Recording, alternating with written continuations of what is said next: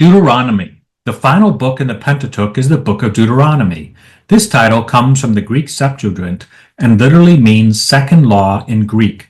Hahn explains that the Septuagint took the title from its translation of Numbers 17:18, which refers to a second kind of law with, "And when he, the king, sits on the throne of his kingdom, he shall write for himself in a book a copy of this law."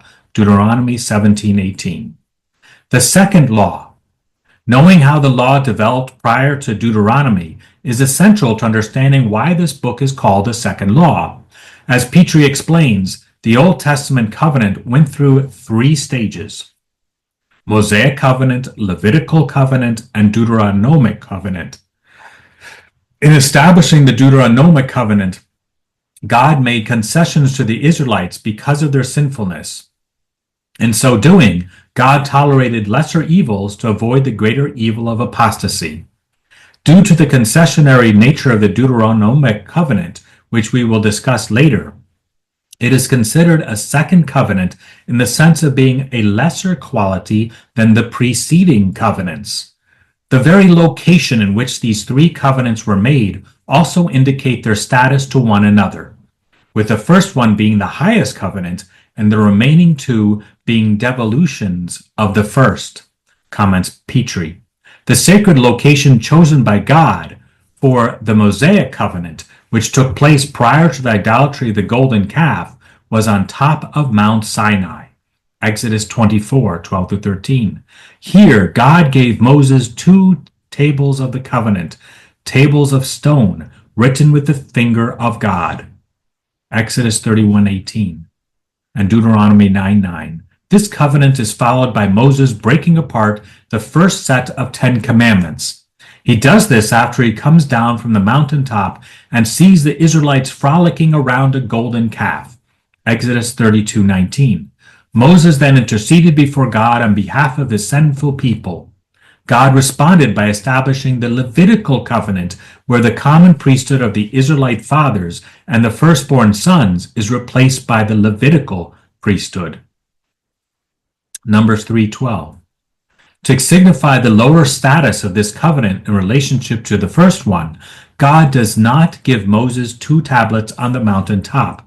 Instead, God required Moses to cut two stone tablets at the base of the mountain and then go up the mountain where the covenant is re-established. In contrast with the first two, the location of the Deuteronomic Covenant is not even on or near the sacred place of Mount Sinai. Instead, this covenant takes place between Mount Ebal and Mount Gerizim. Deuteronomy 11:29. These two mountains are far away, points out Pitre, from the holy mountaintop where both Melchizedek, the priest of God Most High of Salem, and the patriarch Abraham on Mount Moriah worshipped and offered sacrifice to God. Salem is an abbreviation for Jerusalem in a similar way that Zion is. This word, according to Hebrews, comes from the Hebrew word peace, shalom. Hebrews 7:2. Psalm 76, points out Hahn, equates Salem with Zion, with his, God's abode, has been established in Salem and his dwelling place in Zion. Psalm 76:2. Mount Moriah, the place where Abraham offered sacrifice, is likewise traditionally associated with Mount Zion. 2 Chronicles appears to confirm this identification, since it states that Solomon built the first temple on Mount Moriah. Then Solomon began to build the house of the Lord in Jerusalem on Mount Moriah. 2 Chronicles 3:1. Mount Moriah, adds Pitre, is the destination that God indicates the Israelites will arrive at after their long journey through the desert to the promised land. You, sings Moses and Miriam, will bring them, the Israelites, in and plant them on your own mountain, the place, O Lord, which you made for your abode, the sanctuary, O Lord, which your hands have established. Exodus 15:17. By sending the Israelites north of Mount Moriah to what is now northern Israel in the region of Samaria, God was sending them away from the promised holy abode and sanctuary. Between these two Samaritan mountains, God established the Deuteronomic Covenant, and in so doing, argues Pitre, indicates that this covenant is not part of the original plan, but rather a concessionary covenant, a detour in salvation history from the intended destination of Jerusalem, Mount Moriah, Mount Zion. Once the Israelites passed through the plains of Moab and crossed the Jordan River, God commands that a blessing is set on Mount Gerizim and a curse is placed on Mount Ebal. Deuteronomy 11:26-32. Origen interpreted the cursed mountain of Ebal and the blessed mountain of Gerizim as representing two ways by which people are motivated by God. The people by the cursed mountain of Ebal represent those who attain salvation by fear of evil things and dreads of torments. The people by the blessed mountain of Gerizim, I quote, indicate figuratively the ones who come to salvation not by fear of punishment, but by desire of blessings and renewed promises. Before going to the sacred place between two mountains, Israel's tendency to pride is halted by God when he reminds them that he is blessing them not because of any merit on their part, but simply because he has chosen them for the sake of all nations, as becomes more evident in later passages of Scripture.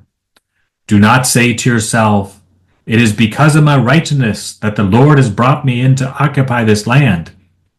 It is not because of your righteousness or the uprightness of your heart that you're going in to occupy their land.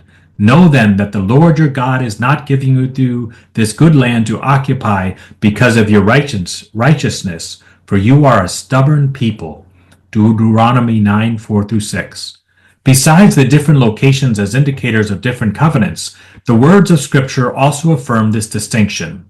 In distinguishing the Mosaic and Levitical covenants from the Deuteronomic Covenant, Deuteronomy clearly states, "These are the words of the covenant which the Lord commanded Moses to make with the sons of Israel in the land of Moab, besides the covenant which he had made with them at Horeb." Deuteronomy 29:1. Horeb is another name for Mount Sinai, explains Hahn.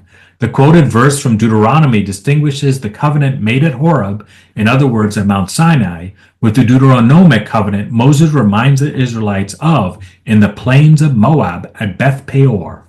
Deuteronomy 1:3-4.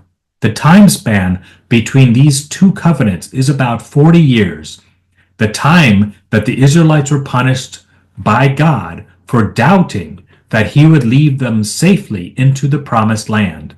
The second of the two, the Deuteronomic Covenant, was made between God and the children of the Mosaic Covenant. It was established in the plains of Moab between Mounts Ebal and Gerizim, on the very sites where the Israelites had sinned by cavorting with women of Moab and worshiping the Moabite idols. Numbers 14, Numbers 32, and Numbers 25.